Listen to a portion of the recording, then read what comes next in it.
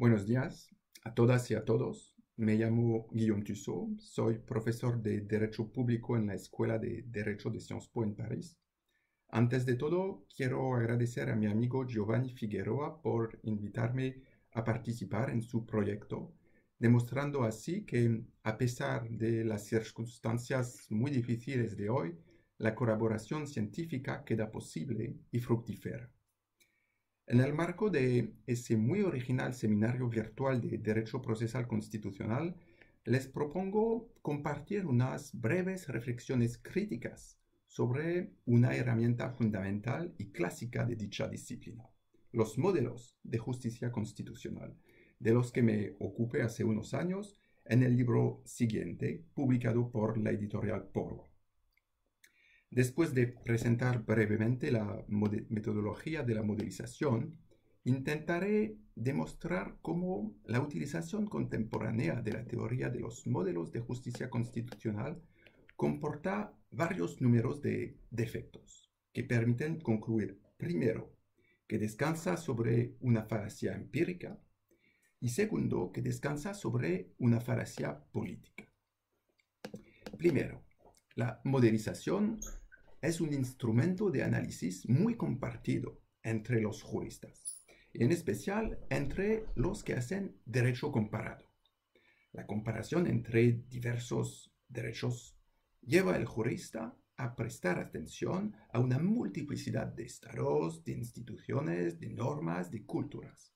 Y mediante la confrontación de esos elementos entre sí, el profesional del derecho llega a múltiples constataciones: oposición radical, identidad, diferencia, similitud, equivalencia, etc.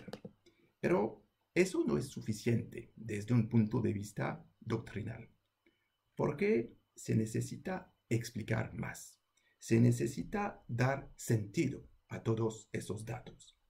Y es una de las funciones de la modelización.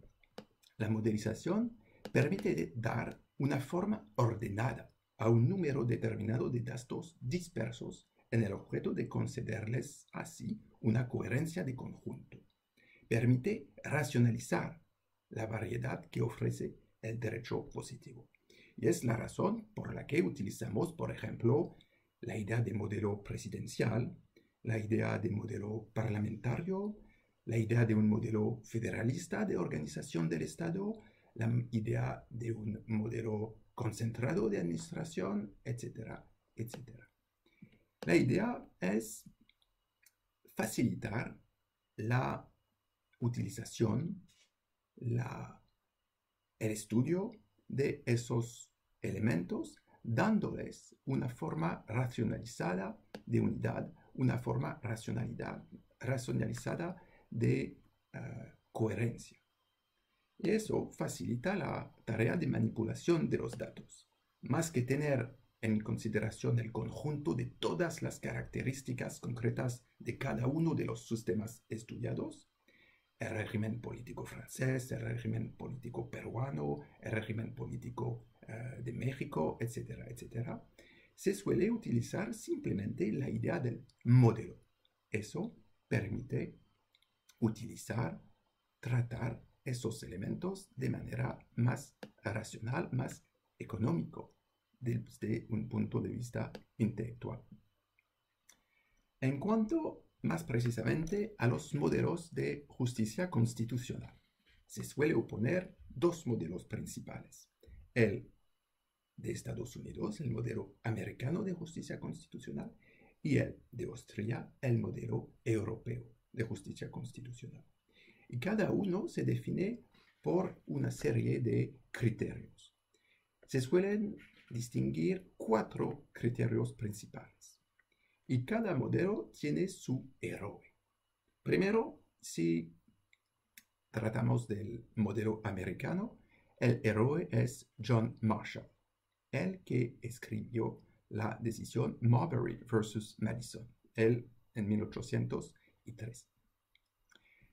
En esa perspectiva, el modelo no fue el resultado de una teoría, sino el resultado de una práctica muy pragmática de la Corte Suprema de Estados Unidos. y se define tradicionalmente el modelo americano con el conjunto de 4 características que siguen. Primero, el control de constitucionalidad de las leyes es descentralizado o difuso, dado que este es confiado a todos los tribunales, con independencia de cuál fuera su posición en el organigrama general de las instituciones jurisdiccionales y con independencia del tipo de litigio del que se ocupan. Segundo criterio, el control es concreto, dado que el juez decide acerca del valor de constitucionalidad con ocasión de la aplicación concreta de una ley o de una norma a un caso particular. Ese control es además ejercido en el marco de un litigio que se presenta entre varias partes y en ese sentido la Constitución norteamericana precisa que el Poder Judicial solo puede ocuparse de cases and controversies. Tercer criterio, el juez es encargado de tratar la cuestión de constitucionalidad por vía de excepción, es decir, que éste no se encuentra directamente habilitado por una norma cuya constitucionalidad es puesta en duda, sino que, por el contrario, su intervención es requerida con ocasión de un litigio entre dos partes en el que una de las partes pone en duda la constitucionalidad de la norma que se pretende aplicar. Cuarto elemento de definición del modelo americano, la decisión sobre la cuestión de constitucionalidad tiene únicamente valor interpartes, surte efectos de cosa juzgada solamente entre las dos partes al litigio. De modo que la misma norma puede ser considerada perfectamente constitucional en otro caso o por otro juez. A este modelo americano, que tiene su coherencia, se opone el modelo europeo.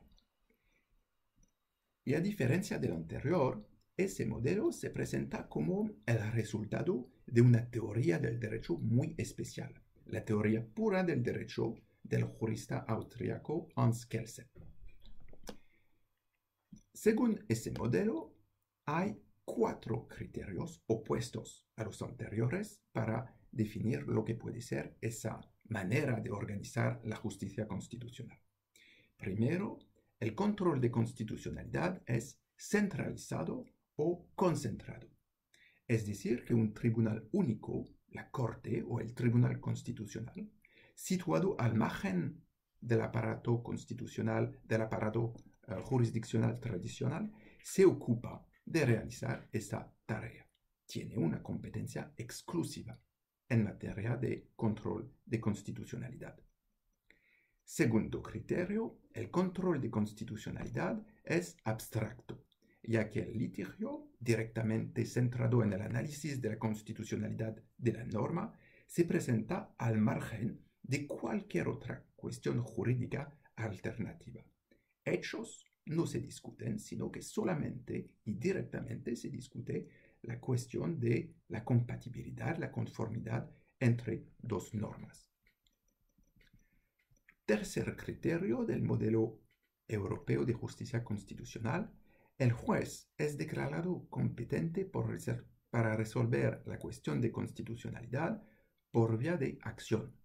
En efecto, el juez es competente no como una consecuencia de un litigio anterior entre dos partes, sino que la cuestión de constitucionalidad es inmediatamente el problema del que debe tratar el juez. El juez dispone de una competencia para resolver litigios de constitucionalidad independientemente de una competencia para resolver litigios concretos entre partes o entre individuos. Es totalmente independiente de cualquier otra cuestión adicional. Solo trata de la cuestión de la constitucionalidad. Cuarto criterio, el efecto de la decisión de constitucionalidad que toma el juez es erga omnes. La norma que se declara inconstitucional, por ejemplo, no es únicamente ignorada por el juez en el caso A contra B, sino que se elimina totalmente, se deroga totalmente y desaparece del orden jurídico. Esos son, pues, los dos modelos de justicia constitucional, los dos cuya pertinencia, cuya fuerza, cuyo interés yo quiero discutir. Me parece primero que hay un problema empírico en la utilización de esos dos modelos. Es decir, que la primera serie de aporías de esos modelos es que no logran explicar de un modo perfectamente satisfactorio su propio objeto. Es decir, que esos dos modelos no pueden, en rigor, dar cuenta de su propio objeto, lo que es evidentemente un problema mayor para cada teoría o para cada herramienta científica. Y podemos revisar los 4 criterios para realizar a qué punto cada uno no permite dar cuenta precisamente de la práctica jurídica de hoy. Primero tomamos el criterio del carácter descentralizado o centralizado del control de constitucionalidad, es decir, el criterio orgánico. Parece razonable considerar que el control es descentralizado en Estados Unidos, en Argentina, en Japón, en Canadá, en Australia o India. Pero hay muchos otros sistemas en los que la distinción, la oposición entre esos dos modelos no funciona bien para dar cuenta de lo que sucede en la práctica. Y es la razón por la que se han desarrollado muchos sistemas mixtos o híbridos de justicia constitucional. Primero, es posible que la centralización del control de constitucionalidad no se haga a favor de una Corte Constitucional ad hoc, independiente de la organización tradicional de las jurisdicciones, sino a favor de una Corte Suprema que está en la cúspide del sistema jurisdiccional ordinario. En ese caso, no se puede decir si hay una centralización que conduce a considerar que estamos en un modelo europeo, o si por el contrario, porque solamente la Corte Suprema, es decir, el juez ordinario supremo es competente, estamos en un modelo americano. Por ejemplo, el caso de Uruguay, en el que hay una centralización del control de constitucionalidad en las manos de la Corte Suprema, no se encaja bien en el modelo europeo, pero no se encaja bien en el modelo americano tampoco. Pues hay un problema porque con esos dos modelos no se puede clasificar, por ejemplo, solo es un ejemplo, el caso de Uruguay. Segunda dificultad,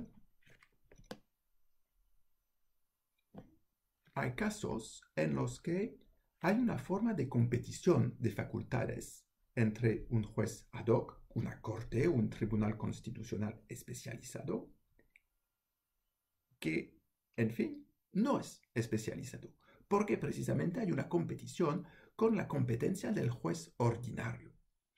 Pues tenemos un modelo a la vez americano y europeo. Es el caso en todos los sistemas de América Latina que se presentan como sistemas paralelos o sistemas dualistas de justicia constitucional, como el que existe, por ejemplo, en Perú, o como el que conoce Venezuela, o el que conoce Colombia, o en todos los modelos en los que unas de las competencias para hacer respetar la Constitución están en las manos de los jueces ordinarios, mientras que otras están en las manos del juez constitucional, del Tribunal Constitucional o de la Corte Constitucional. Otro problema, si tomamos ejemplos prácticos, es la dificultad que resulta, por ejemplo, de la organización de la justicia constitucional en Venezuela o en Costa Rica. En esos casos hay una concentración del control de constitucionalidad en las manos de la jurisdicción suprema ordinaria, pues hace pensar que estamos en el modelo americano, pero sin embargo hay una formación ad hoc especial de la Corte o del Tribunal Supremo quien se encarga de los problemas de constitucionalidad. Y en ese caso, porque hay una formación especial ad hoc que se cuida de los casos constitucionales, nos avicinamos al modelo europeo, de modo que no sabemos si estamos en el modelo americano de justicia constitucional o en el modelo europeo. Esos son ejemplos muy explícitos, muy fáciles que conocer o que estudiar. Pero hay otras formas de centralización o descentralización más discretas. Por ejemplo, es posible que en una jurisdicción concentrada, es decir, europea, por ejemplo la de Alemania, haya varias formaciones que funcionan de manera independiente.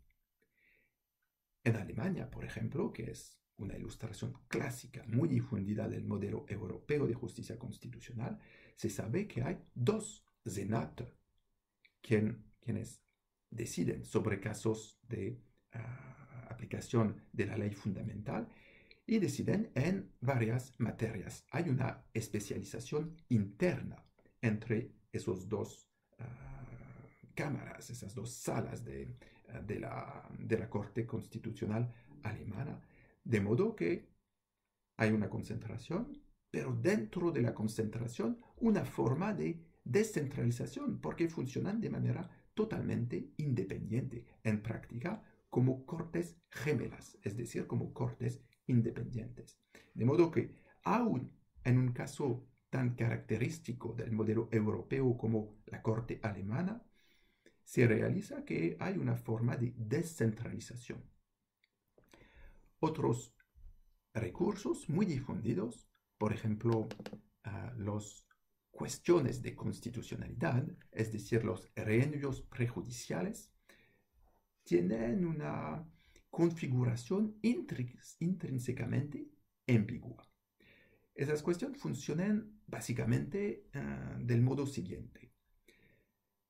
Un juez ordinario se enfrenta con un litigio entre dos personas, dos partes, y se cuestiona la validez o la constitucionalidad de una ley que se aplica al litigio.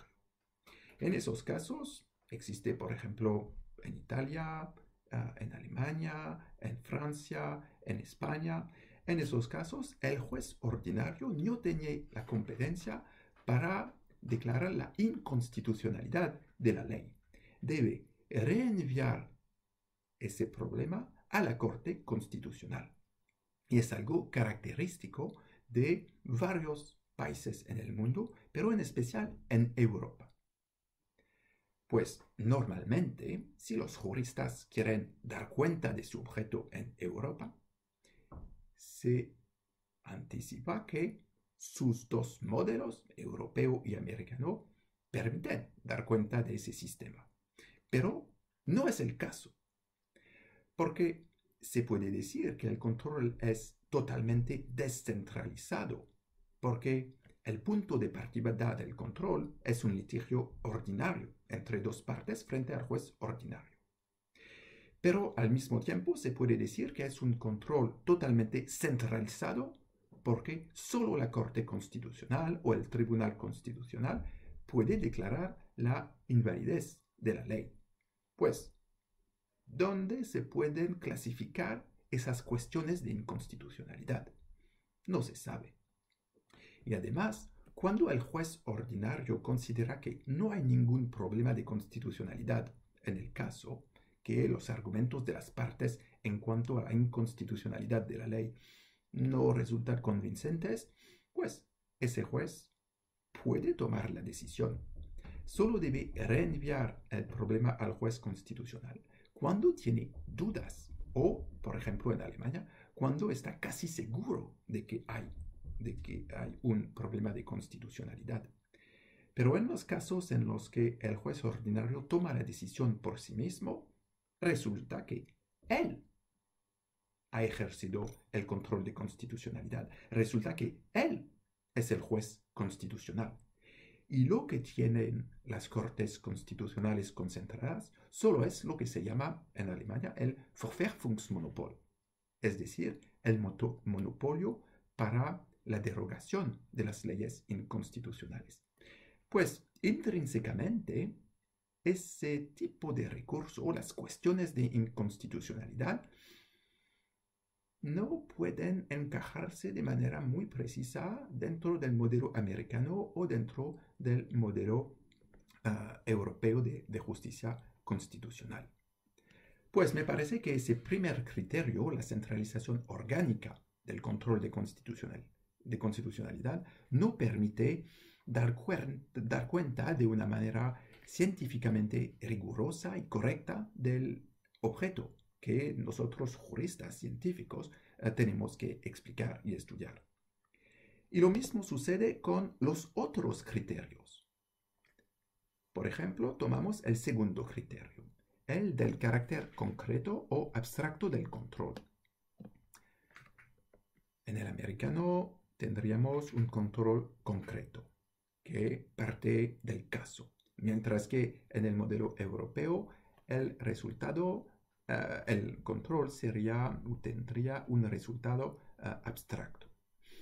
Pero no me parece tampoco que ese criterio sirve para ofrecer una ficha de lectura satisfactoria del derecho positivo y de la práctica de muchos estados. Primero, por una razón muy simple, que es que en muchos estados, en muchos órdenes jurídicos, encontramos varios tipos de recursos constitucionales. El derecho procesal constitucional es muy rico, de modo que hay recursos concretos, hay recursos abstractos. Y no es un problema. Eso sucede, por ejemplo, en Perú, sucede en Colombia, sucede en Ecuador, sucede en varios estados. De manera que difícilmente se pueden clasificar esos estados que instituyen los dos tipos de recursos para asegurar una mayor protección de la Constitución.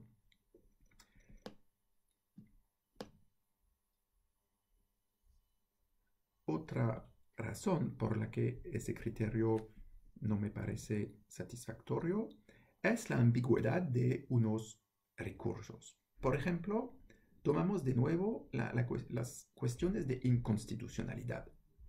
Parecen concretas porque el punto de partida es un litigio entre dos partes, pero cuando hay una duda o un problema sobre la constitucionalidad de la ley, la decisión del Tribunal Constitucional solo se ocupa de la constitucionalidad de la ley, no se ocupa de lo que sucede entre las partes, no se ocupa del litigio concreto. Pues se podría decir que el caso es concreto para el juez ordinario, mientras que la cuestión es abstracta para el juez constitucional. Pero no parece tan evidente. ¿Por qué? Porque frecuentemente la admisibilidad de las cuestiones al juez constitucional ad hoc supone que la cuestión sea relevante. Es el criterio de la relevancia en Italia. Es decir, que no se puede pedir cualquier cuestión al juez constitucional, sino que solo se puede pedir una cuestión cuya resolución es decisiva para decidir el caso, para tomar una decisión en el conflicto entre las partes.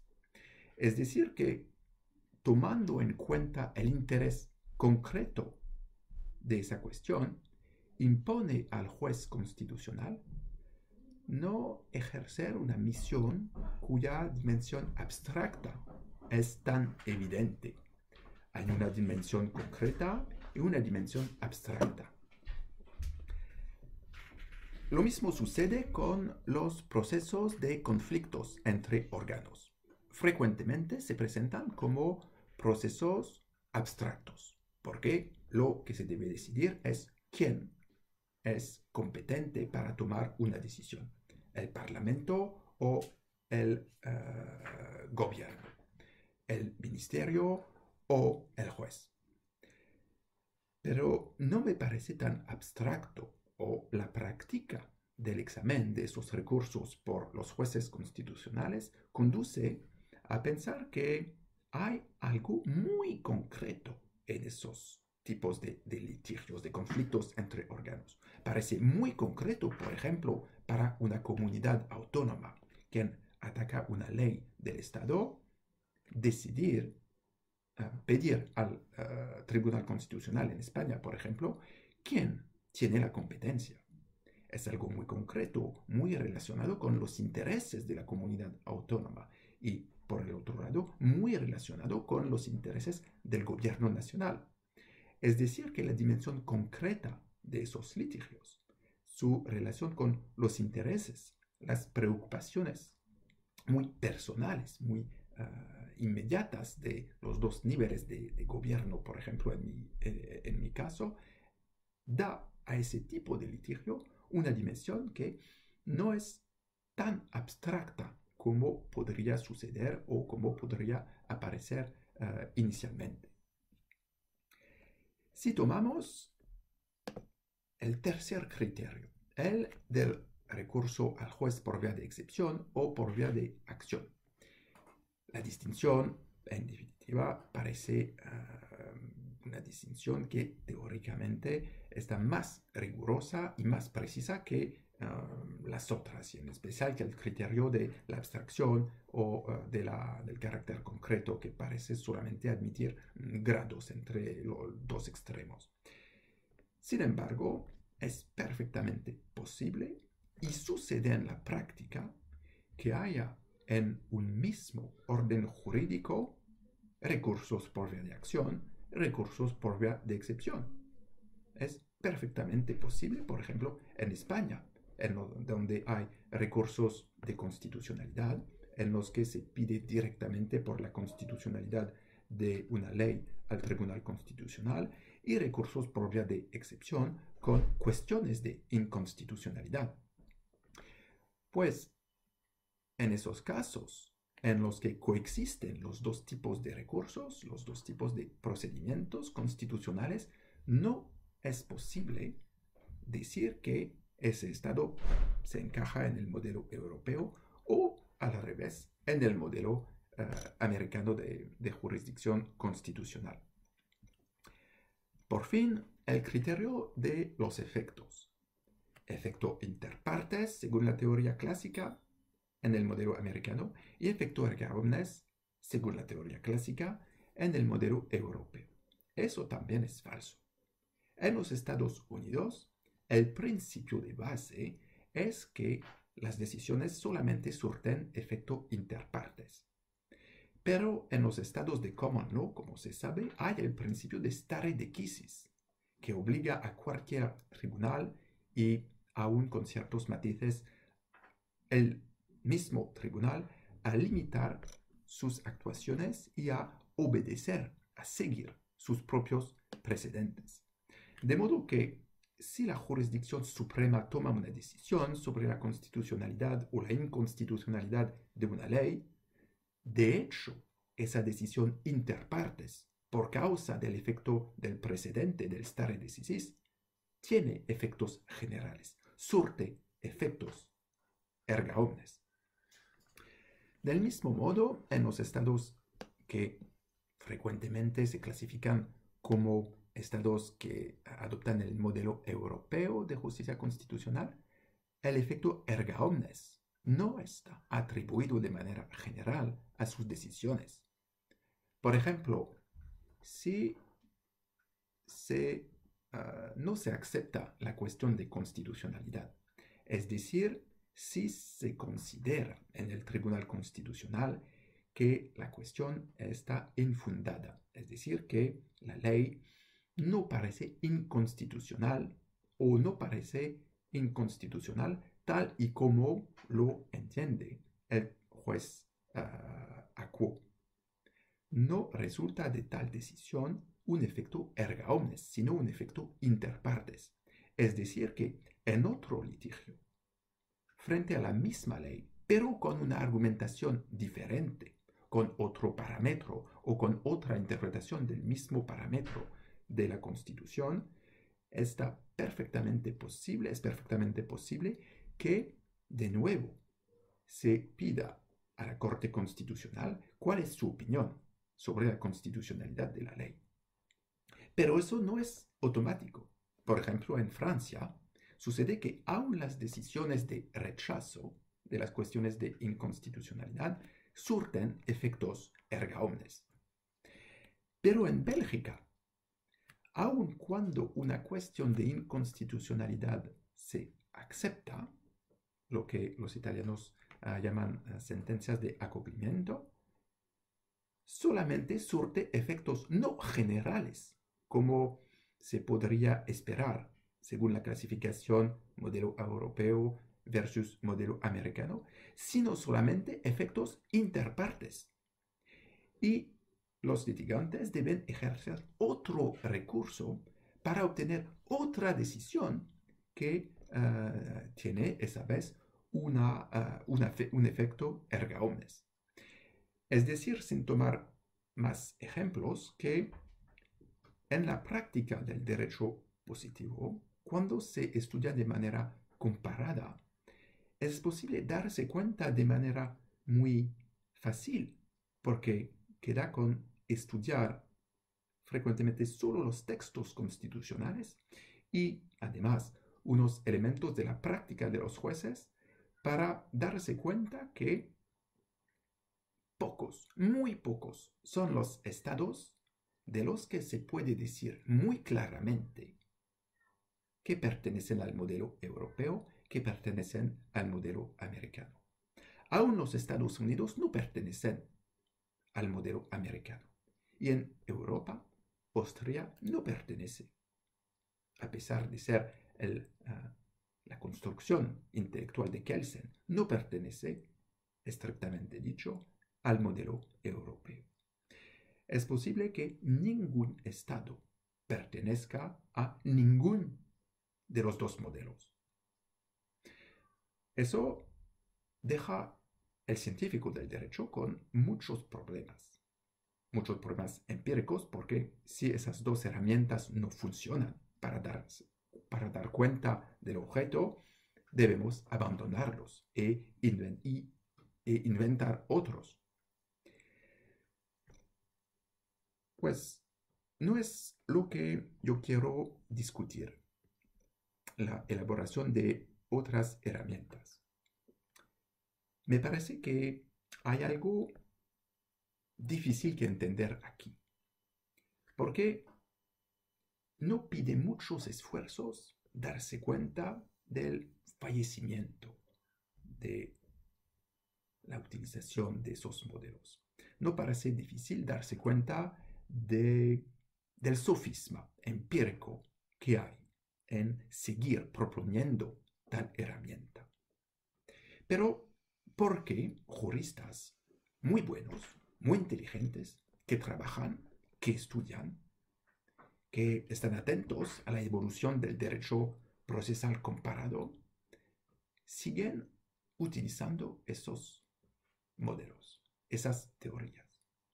No tengo ninguna tesis general, sino solamente una tesis sobre lo que sucedió en Francia.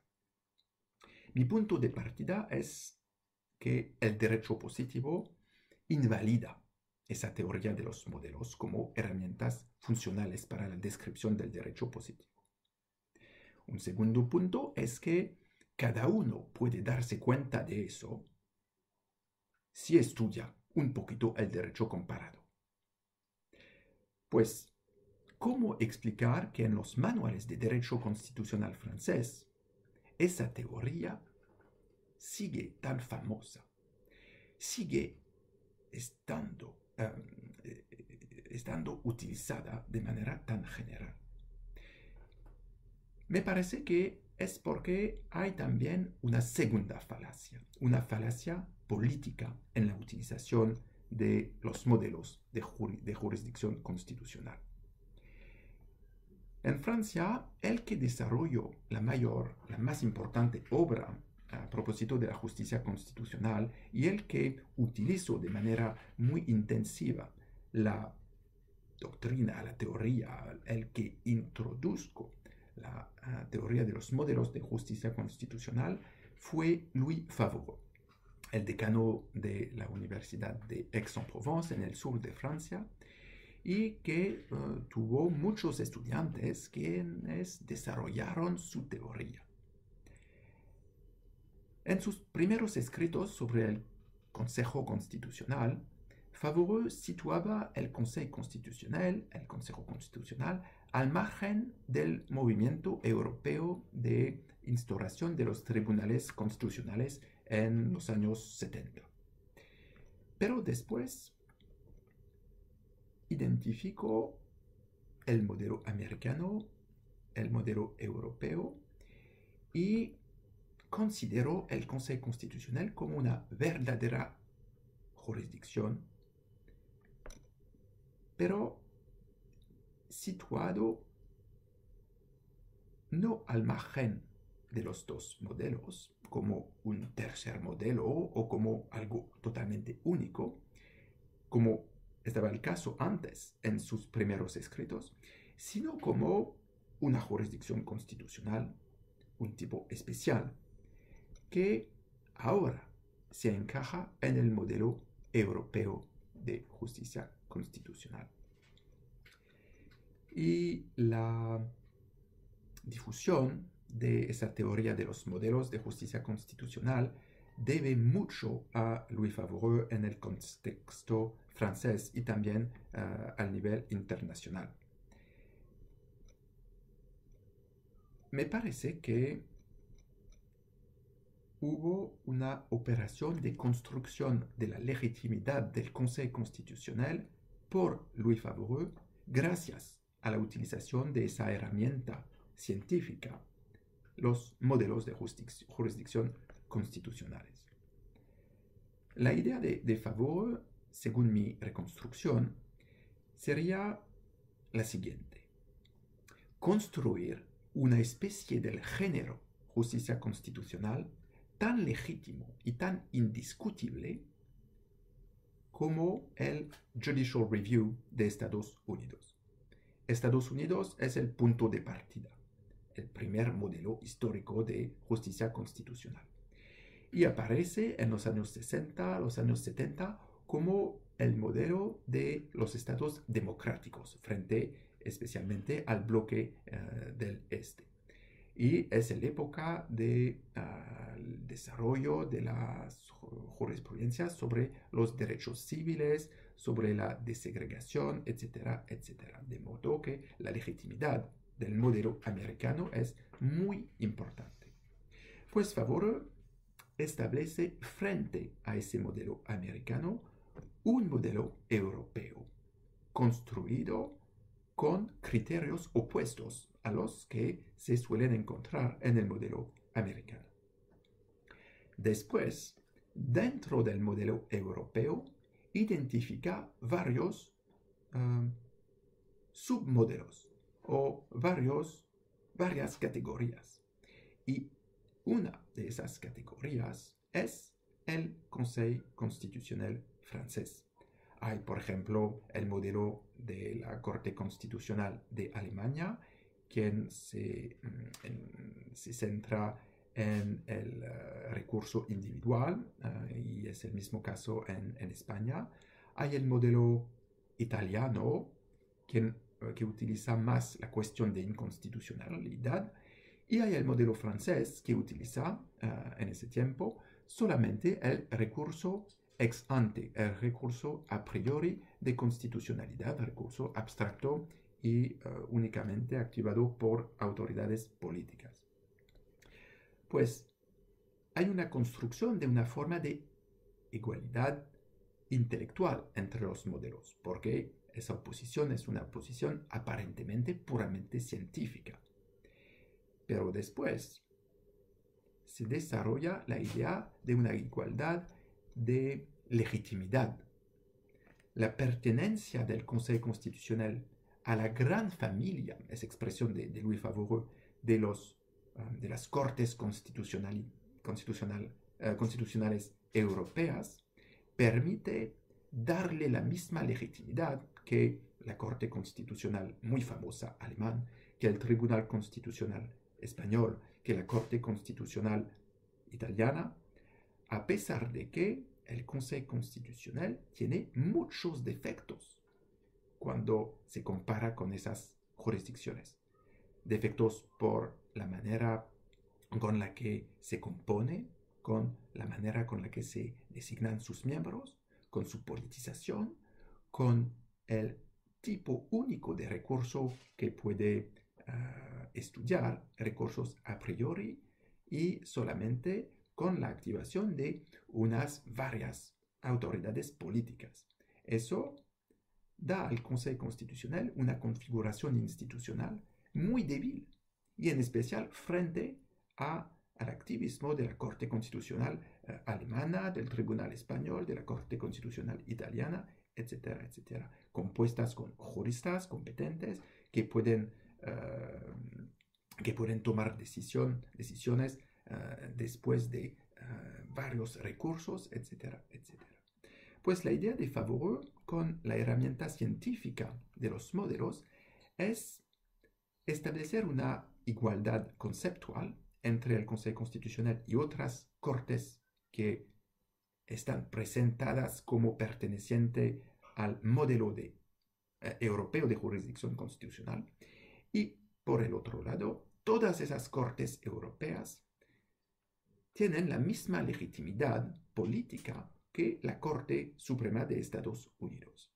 Y la gran idea de Louis Favoreux, que defiende, por ejemplo, en un manual de derechos de las libertades fundamentales, es que el control de constitucionalidad, tal y como existe en Francia, consigue un resultado equivalente al de la Corte Constitucional alemana, del Tribunal Constitucional español, de la Corte Suprema de Estados Unidos en materia de protección de los derechos fundamentales.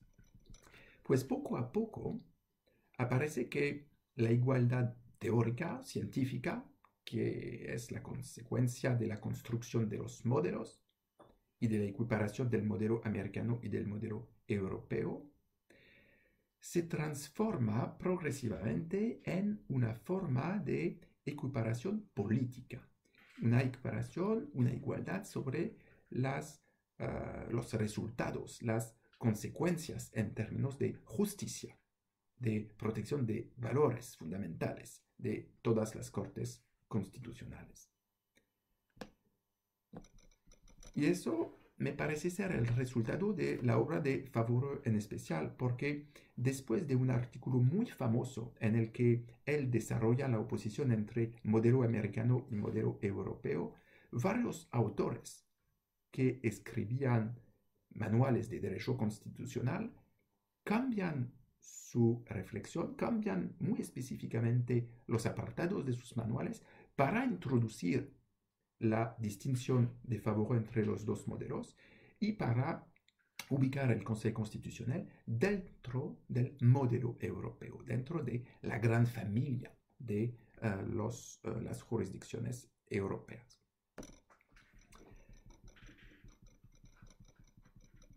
¿Por qué esa idea? ¿Por qué esa construcción? Primero, hay quizás una idea política. Legitimar el Consejo Constitucional, dar una buena imagen del Consejo Constitucional, y sería un objetivo de política institucional. Pero me parece que también hay otra estrategia en la construcción de Favoreux, que es una estrategia de política académica. En Francia, en los años 70, había una distinción muy fundamental en los estudios jurídicos entre los que estudian el derecho privado, los que estudian el derecho público. Los juristas serios, los buenos juristas, estudian el derecho privado. Y su ciencia jurídica normal, si se utilizan las palabras de Thomas Kuhn en su libro sobre las revoluciones científicas, es el comentario de decisiones de la Corte Suprema, la Cour de Casación en Francia. Y eso es la ciencia jurídica normal, comentar los fallos de la Corte Suprema, la Corte de Casación. Si uno quiere estudiar el derecho público, hay dos vías. Una, la buena, estudiar el derecho administrativo, porque en derecho administrativo tenemos una Corte Suprema, el Conseil d'État, Consejo de Estado, que produce fallos y se puede desarrollar para los fallos del Conseil d'État la misma dogmática con las mismas herramientas que la utilizada por los juristas del derecho privado.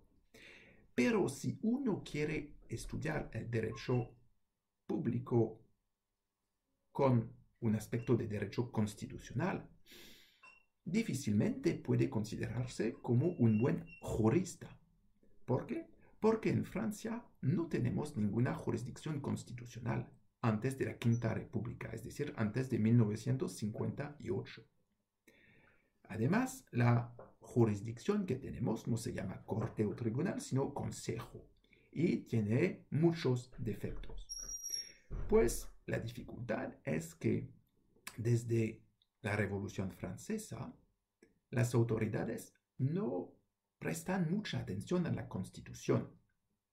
Una vez que la Constitución está establecida, no hay ningún control jurídico, ningún control jurisdiccional de su acatamiento por las autoridades públicas.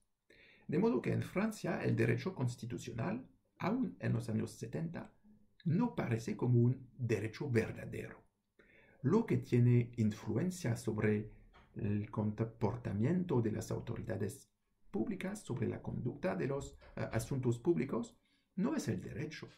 No es el derecho constitucional, que no es un derecho sancionado por una corte constitucional. Lo que tiene influencia son las relaciones de fuerza, las ideologías, los partidos, las mayorías en el Parlamento, la relación entre el presidente y el primer ministro, etcétera, etcétera. Y los que pueden estudiar esos elementos interesantes que tienen un impacto en la realidad concreta de la vida política francesa son los especialistas de ciencia política, pero no los juristas. De modo que un jurista serio nunca estudiaría el derecho constitucional. Lo que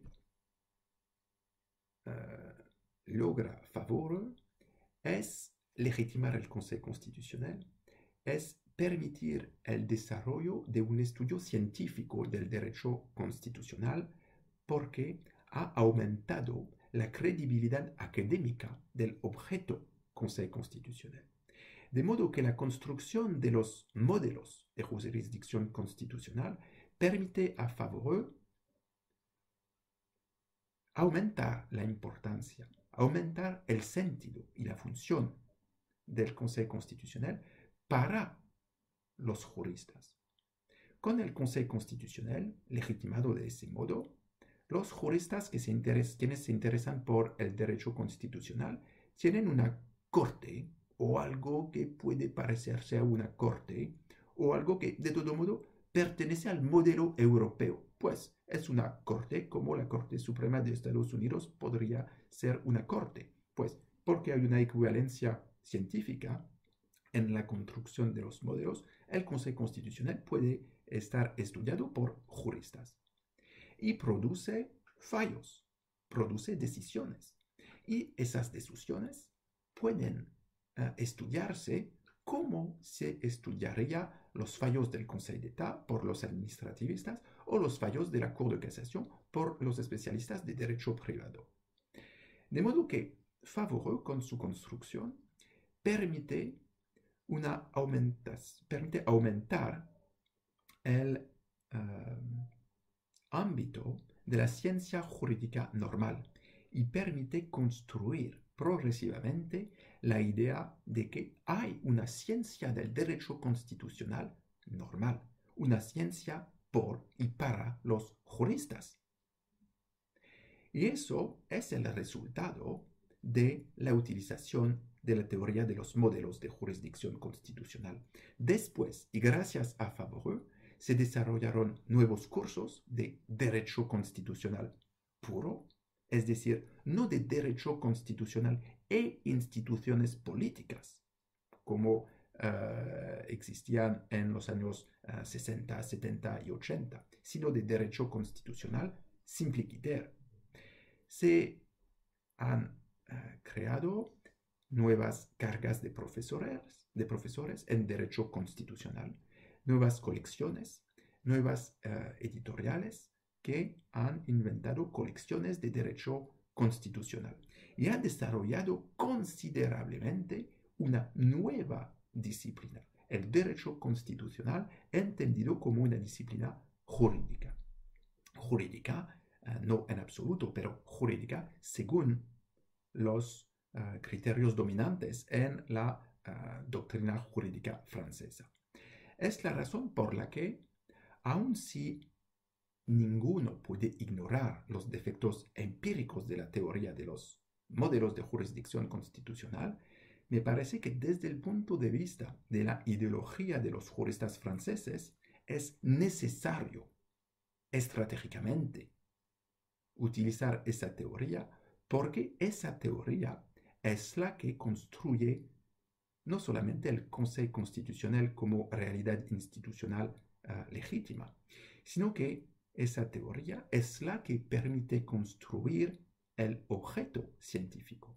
Sin la teoría de los modelos, no hay un objeto serio para los especialistas de derecho constitucional. Desde ese punto de vista, la existencia de la institución Consejo Constitucional permite el nacimiento de la ciencia del derecho constitucional normal en Francia. Y eso me parece la razón por la que los juristas franceses necesitan esa falacia empírica, porque ideológicamente, científicamente, en la construcción de su propio rol, de su propia función, de su propia legitimidad intelectual, es necesario que el Consejo Constitucional aparezca como una jurisdicción. Y uno de los medios de la construcción de esa representación, de esa imagen, es la teoría de los modelos de jurisdicción constitucional. Eso permite mostrar también, y serían mis últimas palabras, permite demostrar cómo a veces las herramientas teóricas de los juristas pueden ser utilizadas de manera estratégica por los juristas dentro de construcciones de autolegitimación institucional e intelectual. Muchas gracias.